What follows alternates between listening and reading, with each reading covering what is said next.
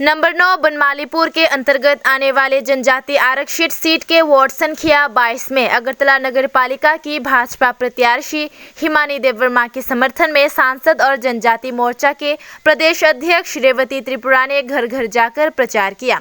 Media के सामने बोलते हुए सांसद रेवती त्रिपुरा ने कहा है कि हिमानी देव वर्मा पिछले 10 साल से नगर निगम के लिए काम कर रही है। वे सामाजिक कार्यों में भी शामिल है, इसलिए क्षेत्र के लोग हमेशा उनसे प्यार करते हैं, इसलिए चुनाव जीतने में कोई झिझक नहीं है। उन्होंने आगे कहा है कि पिछले वाम काल में नगर निगम की स्थिति बहुत खराब थी, विकास की कोई बूंद नहीं दिखी। इसलिए अगर वर्तमान राज्य सरकार इस तरह से काम कर रही है, अगर वे नगर पालिका चुनाव जीतती है तो वे बाद में और अधिक काम कर पाएंगी। सांसद रेवती त्रिपुरा ने कहा।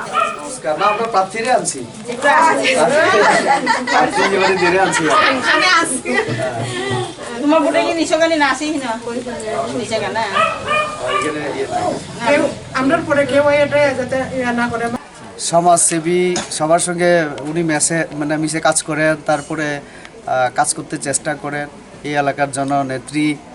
তো এই যে কয়েকটা শব্দের মাধ্যমে পরিষ্কার যে উনি জিততে চলেছেন এবং এই পর্যন্ত যে কয়েকটা বাড়িতে আমরা গেলাম সব জায়গায় আমরা ইতিবাচক সাড়া আমরা পেয়েছি এবং আমার মনে হচ্ছে এখানে প্রার্থী অনেক বামপন্থী থেকে ডানপন্থী অনেক প্রার্থী আছেন, কিন্তু তাদের থেকে দিদি একটা জায়গায় অনেক এগিয়ে, সেটা হলো ওনার আলাদা একটা পরিচিতি।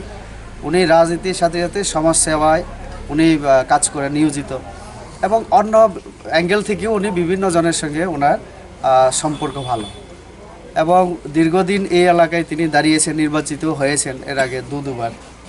তো কাজেই দিদি সম্পর্কে বলার আমাদের দরকার নেই, মানুষ এই এলাকার গণদেবতারা জানেন, সবাই পরিষ্কার ওনার সম্পর্কে।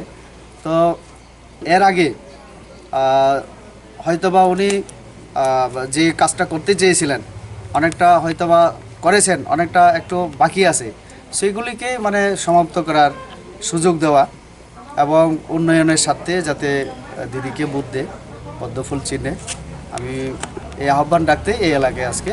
স্যার, আমরা বলতে পারি বিজেপি জয়ের বিজয় মিছিলের অপেক্ষায় আছে, এই কথাটা বলা যায় কি? অবশ্যই, কারণ ইতিমধ্যে আমরা বিভিন্ন জায়গায় তো বিনা প্রতিদ্বন্দ্বিতাতেও আমরা জয়লাভ করলাম। তো এখানে নির্বাচন হচ্ছে, এটাও একটা ভালো আমাদের জন্য সুযোগ, দিদির জনপ্রিয়তা আমরা যাচাই করতে পারবো। এই আগরতলায় আরও অন্যান্য সিটে যেখানে নির্বাচন হচ্ছে সব জায়গায় আমরা দেখতে পাবো যে আসলে জনগণ আমাদের সাথে কথা আছে বা কতজন নেই। তো কাজে পরিষ্কার হবে। অনেক দল তো অনেক কিছুই বলবে, কেউ বলছে খেলা হবে, কেউ বলছে অনেক কিছু। তো রাজনীতি তো খেলার না বিষয় না, রাজনীতি সেবার বিষয়।